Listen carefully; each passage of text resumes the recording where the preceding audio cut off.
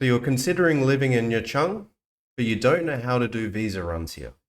Well, this whole video is going to break down the prices of the different visa runs, how long it would take, and what are the best options for you. Now, there's going to be no fancy editing here. It's just going to be numbers and great information that I've compiled. So please stay tuned to the end and see all of the options that you have living in Nha Trang. So here are some important things to note before we get started. This guide is assuming that you're on the 90-day tourist visa, which most people are. On a 90-day tourist visa, you must apply for the visa outside of the country. You cannot do it while inside of Vietnam.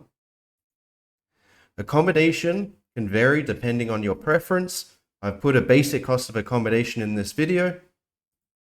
Food, water, and activities are not included, as well as flight or transportation costs that are listed are subject to change and are accurate of when this video was made.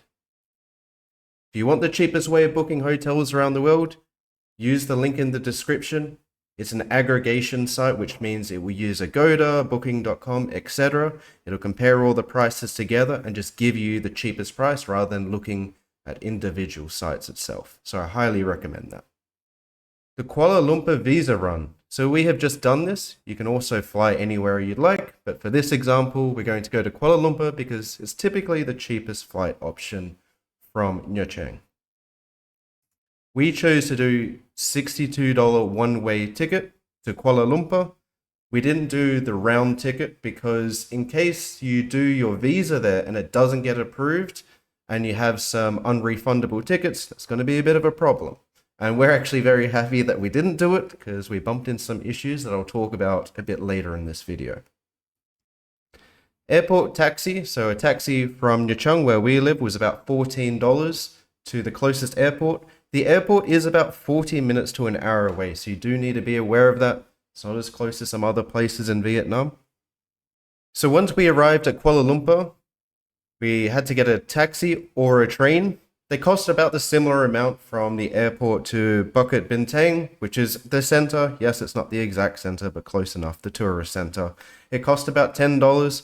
We actually took the train the first time and then the taxi backwards. I would just say just get on the taxi. The train is probably a little bit quicker, but it was slightly more expensive. Hotel, $20 a night. Rather simple. We actually paid a little bit more, but there was $20 a night hotels. The visa itself was $25 to $50, so single entry is $25. Multiple entry is $50. So if you just want to go to Vietnam and you're not planning on leaving, you go for the $25 option. If you're planning on leaving, going somewhere else, or whatever you'd like, then pay for the multiple entry, but it is $25 more expensive. So this should take between 3 to 7 days to get a response from the visa. Obviously, things can happen, things can change, but for us, it took about 7 days. So once we were approved, we took a next day flight to Nha Trang, and it cost $180 despite being listed as $80. One thing to be careful of, which we fell for, is when we're looking for flights, when we're trying to come back urgently to Vietnam because our visas were approved. So we tried to book for the next day and we saw, hey, it's $80. Great, awesome. But when we actually went to book it and we went through the process, they jumped up the prices. Now we went through multiple websites. It wasn't just a single website and they all were doing it. So just be aware of that. If you leave it to the last second, that is something to consider. So it might be worthwhile to actually book a round trip ticket, and try to get a refundable option and maybe just extend it for a week and a half, 2 weeks, but that comes with its own risks. So that's up to you to decide if you want to go down that path. The taxi to the airport from Bukit Bintang was about $10. And the Nha Trang taxi, once we arrived, was $14, another 1 hour journey. So that's a lot of information. But what was the total price of this? The total price came to $455 to go to Kuala Lumpur for 7 days and come back, providing that you pay $20 for a hotel 7 days, and everything that I had mentioned, you just copied and pasted and did what we did. It's going to cost $455.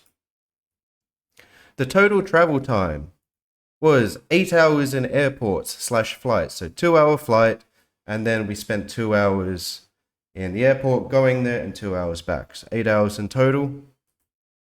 4 hours in taxis, that is going to the airport and then from the airport to the accommodation and back. So 7-day total journey time from start to finish to come back into Vietnam.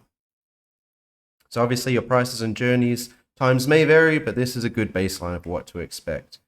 Big key thing is we were not rejected on our tourist visa applications. If you're rejected for whatever reason, you are going to stay longer. So just be prepared for that. I would highly recommend that you do this if you have a bit more budget, because it's nice for a holiday, but if you get stranded there, it can add up. The money can add up rather fast. So the Nha Trang to Da Nang visa run. So this is an option for some people, but let's get into the breakdown of what it will cost and how long it will take. So first, what you need to do is contact Lin Visa. They're the main ones that do the visa run over there, so contact them on Messenger or WhatsApp. The train to Da Nang is 10 hours. It can range for longer than that, but there are multiple options for 10 hours, and the cost for the 4-person sleeper cabin is $45. Hotel room in Da Nang, $20. So once you arrive, that's going to be 10 hours. You're going to contact Lin Visa, typically send some information over WhatsApp. You're going to spend a night in Da Nang, so you're going to have to book a hotel room. It's not possible just to go at the end of the day. You could, if you did the overnight train ride, go through and go straight and skip the hotel and just do the visa run itself, but that is a pretty crazy thing to even imagine from my perspective. So the visa run, it takes 15 hours, 7 a.m. to 10 p.m. The cost is $159 for a single entry and $186 for a multiple entry. So that's what I was mentioning. So if you are a psychopath, essentially, and you want to do just 25 hours straight, you can do it and skip the $20, but I would highly recommend you don't do that. We have taken this train before. It is a nice train ride, but that is a long train ride. So once you come back, $20 for a hotel room, because then you're going to need to come back to Nha Trang, and that is going to be another 10 hours and $45 again. So what is the total? So it's 35 plus hours of travel time, 3 days traveling, $289, not including food. Now you might be asking, why did I bring up this option? I'm going to cover it at the end of why I brought up every single option and who's it for and who's it not for. So don't worry, just stay tuned. Now, if you want to do the flight option instead of doing the train, which I just mentioned, train's the more scenic route, obviously it takes a while. So if you're going to do the exact same thing, but flying to Da Nang instead of catching the train, this is what it will take. So it will be 17 plus hours travel time.